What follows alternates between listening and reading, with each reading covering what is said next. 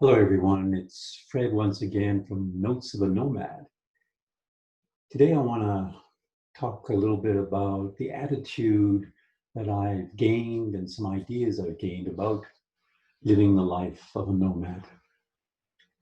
But before I start, I'm sharing pictures of a particular area in Africa called Okavango River Delta. And this is where the Okavango River in Botswana flows into the Kalahari Desert. And then the water evaporates. One of the few places in the world where a river does not end up flowing into an ocean. It flows into a desert and evaporates, as I said. And these are how you travel in these, I think they're called mokoro, with canoes, and they're poled because they don't paddle them. They use long poles to push them because the river delta is not very deep. You can just use poles. And here's a couple pictures of traveling and the individual using the pole. And there's an enormous amount of wildlife. This was a herd of elephants that we saw because being in desert area, animals are attracted to the water. So there's an enormous amount of wildlife, and a picture of the sun going down. And Okavango is likely going to be affected, and has been predicted going to be affected with, the climate change.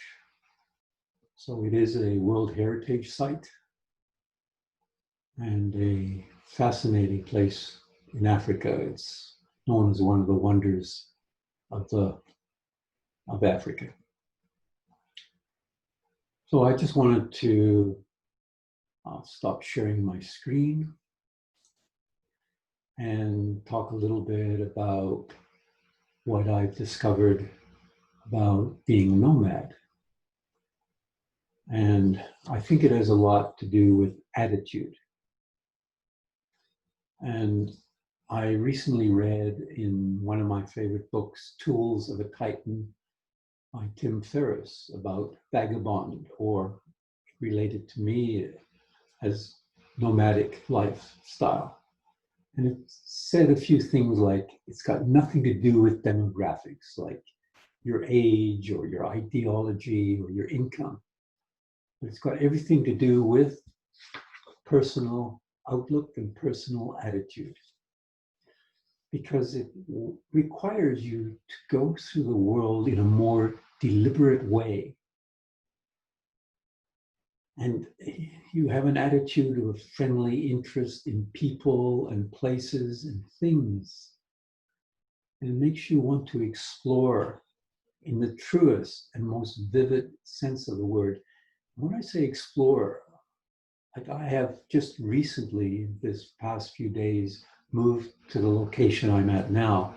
I rented a place for 2 months. Now, in theory, it shouldn't be 2 months. It should probably be at least a year.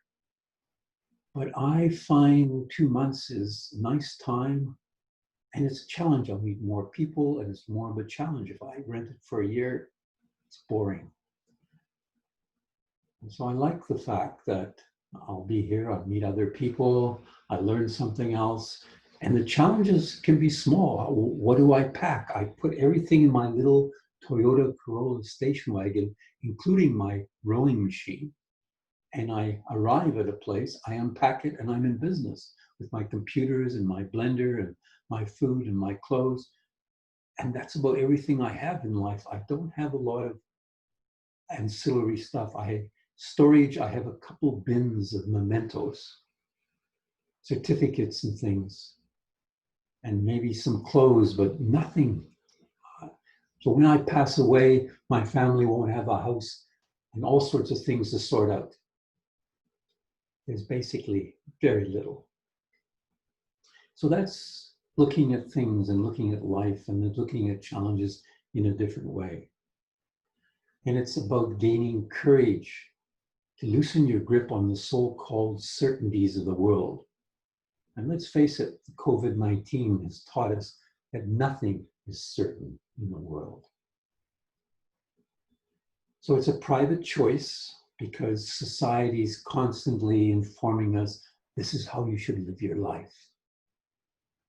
But it's about taking control of your circumstances instead of passively waiting for other people to decide on your fate. And you learn to be independent, flexible. You have to be flexible. Learn how to negotiate, plan. You've got to be bold.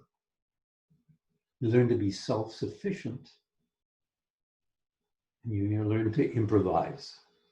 If you don't have something, what can I do? Do I have to buy something, which is another thing? And then you have to put it in your Toyota Corolla station wagon. Try and avoid that. So it's the attitude. So it's an uncommon way of looking at life. And I believe it's all about time, which is really the only real commodity we have in our lives. And it's about how we choose to use our time.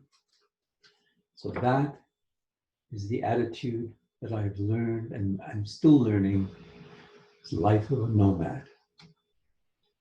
So with that, I'd like to say au revoir, adios, and hope you and your family have a lot of fun, full of laughter and love. Bye for now from Fred, Notes of a Nomad.